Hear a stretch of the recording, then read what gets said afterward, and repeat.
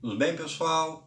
Aqui quem fala com vocês é o Guilherme Carvalhal e no vídeo de hoje nós vamos falar sobre literatura e dessa vez sobre uma autora que mescla a literatura de contos de fada com a literatura de horror, que é a russa Lyudmila Petrushevskaya. Então já deixa aí a sua clicada em curtir e se inscreva para acompanhar o nosso conteúdo.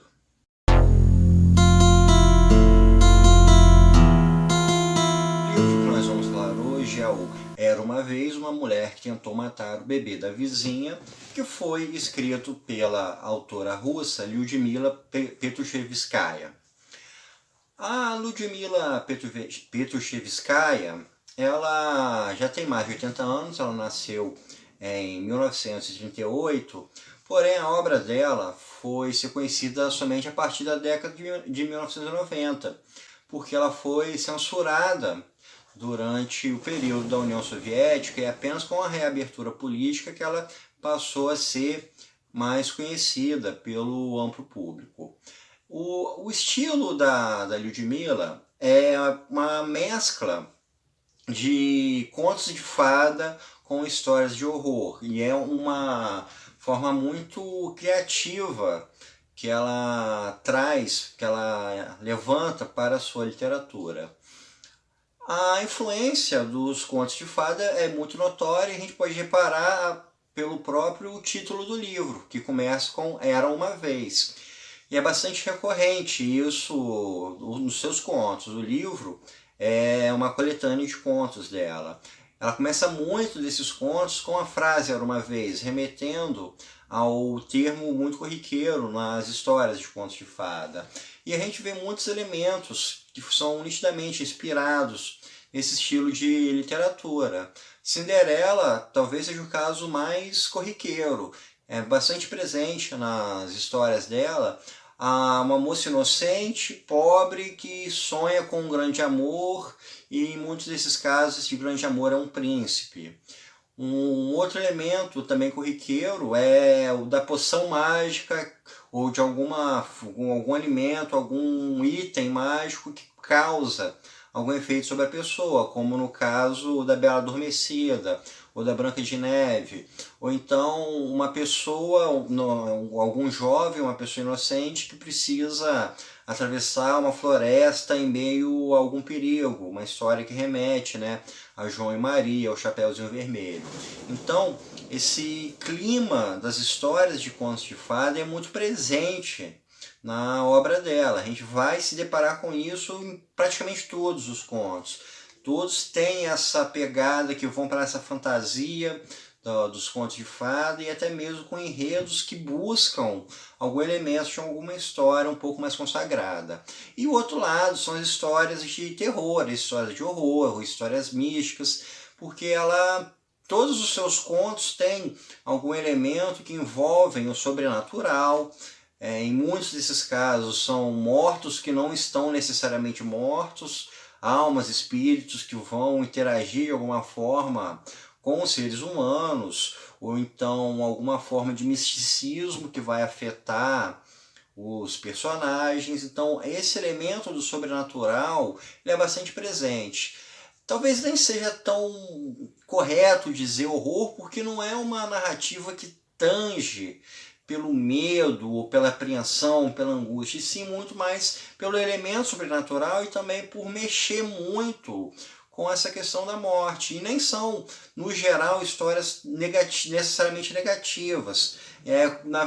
O estilo dela está, na verdade, muito mais para o conto de fadas, pelo ar onírico de tudo, pelo ar da fantasia.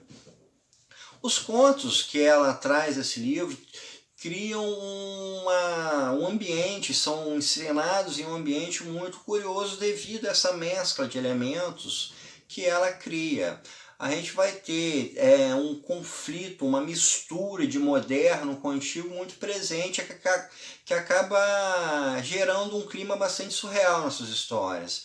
A gente vai ter, por exemplo, ferrovias, telefones, aviões, e ao mesmo tempo a gente vai ter bruxas, fadas, magia, feitiçaria, a busca pelo príncipe encantado, ou seja, a gente vai ter elementos que são comuns da modernidade, mesclado com elementos que a gente associa a uma literatura ou uma realidade, ou um folclore, que são algo que pertence ao passado. O ponto alto, além de tudo isso, mas o ponto que me pareceu muito mais alto nesse livro dela, é a imensa criatividade que ela trabalha.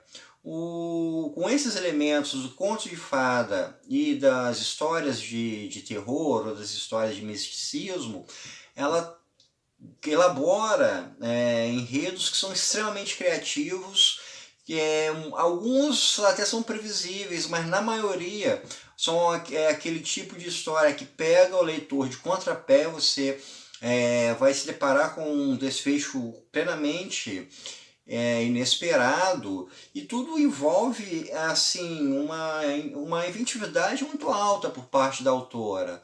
Temos um conto que fala sobre uma mulher obesa que, na verdade, eram duas irmãs que foram amaldiçoadas por um mago e se mesclaram em uma única mulher maior.